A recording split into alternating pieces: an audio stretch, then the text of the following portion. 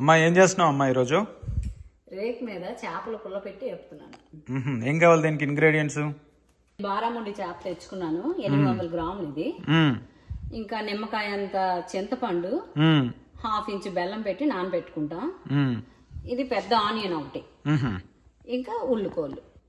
ముందుగా 1 స్పూన్ ఉప్పు వేసుకుంటాం, 1/2 స్పూన్ పసుపు వేసుకుంటాం, 1 ఫుల్ స్పూను కారం వేసుకుంటాం.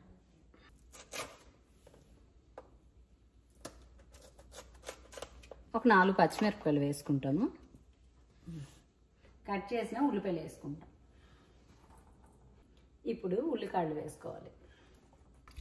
ఇప్పుడు ఈ నానబెట్టిన చింతపండుని బెల్లంని ఇలాగా పుల్ల తీసుకుంటాం, పిసికేసి. ఇప్పుడు మనం చింతపండు బెల్లం పుల్ల పిండేసుకుంటాం.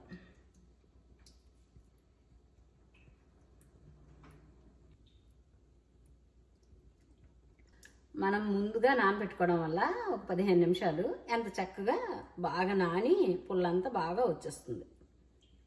ఇప్పుడు వీటిని ఇలా కలిపేసుకుంటాం.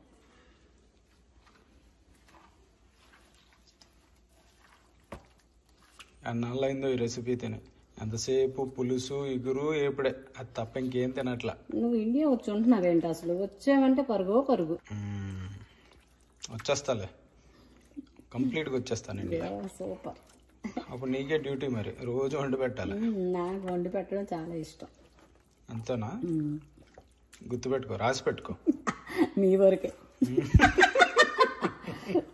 నాన్న కొంచెం పొల్లు ఉప్పు చూడు, ఏం సరిపోకపోయినా వేసేయచ్చు.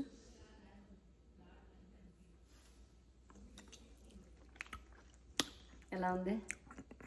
పుల్లగా ఉప్పు కారం కొద్దిగా వేయచ్చాము. కొంచెం వేస్తావా? కొంచెం సాల్ట్ కూడా పడుతుందేమో. కొంచెం వేసే అయితే కొంచెం సాల్ట్ కూడా సరిపడలేదు, ఇది వేస్తాను. ఓకే, ఇప్పుడు రేకు వేడైందో లేదో చూసుకొని, వేడెక్కింది, ఆయిల్ వేసుకుంటాం. ఒక 4 స్పూన్లు ఆయిల్ వేసుకుంటాము. ఇప్పుడు ఈ చేప ముక్కల్ని రేకు మీద వేసుకుంటాం.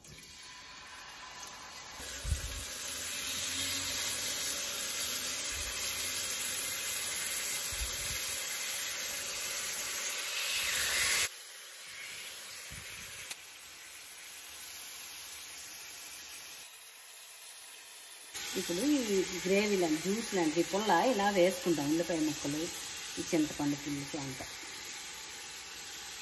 ఇవి తెలగపిండి వడియాలు. మీకు నచ్చుతుందంటే వేసుకోవచ్చు, మా ఇంట్లో అందరికీ ఇష్టం. ఈ పుల్లలో ఇలా పెట్టేసి రేకు మీద వేసుకుంటాం.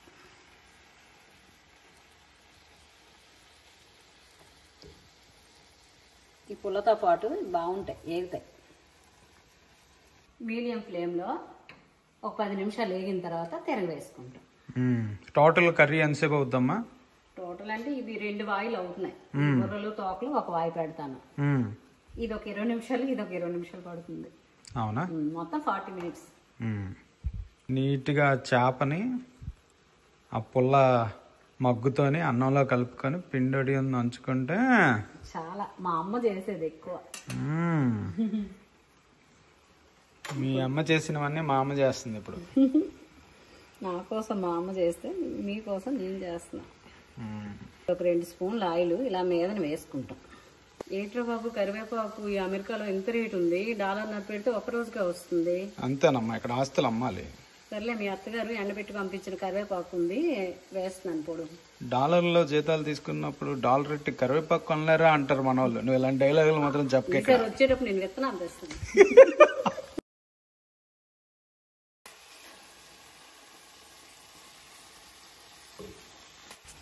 రెండు వైపులా మంచిగా వేగితే బాగుంటుంది, పచ్చి వాసన పోతుంది.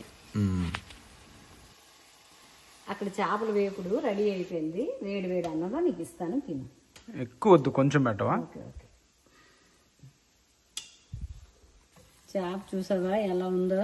వేడి వేడిగా పెడతాను, చక్కగా తిను. దీంతో పిండోడియం కూడా తిను, బాగుంటుంది. వేస్తున్నాను పిండోడియం కూడా. అయ్యమ్మా, ఇప్పుడు ఈ చేపలు తిని ఎలా ఉందో చెప్పు. సో ఈ గ్రేవీని ఇలా కలుపుకొని బారాముండి చేప ఇది పెట్టుకొని పిండొడియం చిన్న ముక్క ఇది పెట్టుకొని పచ్చిమిరపకాయ చిన్న ముక్క ఇది పెట్టుకుంటే ఇలా కలిపి ఆ ముద్ద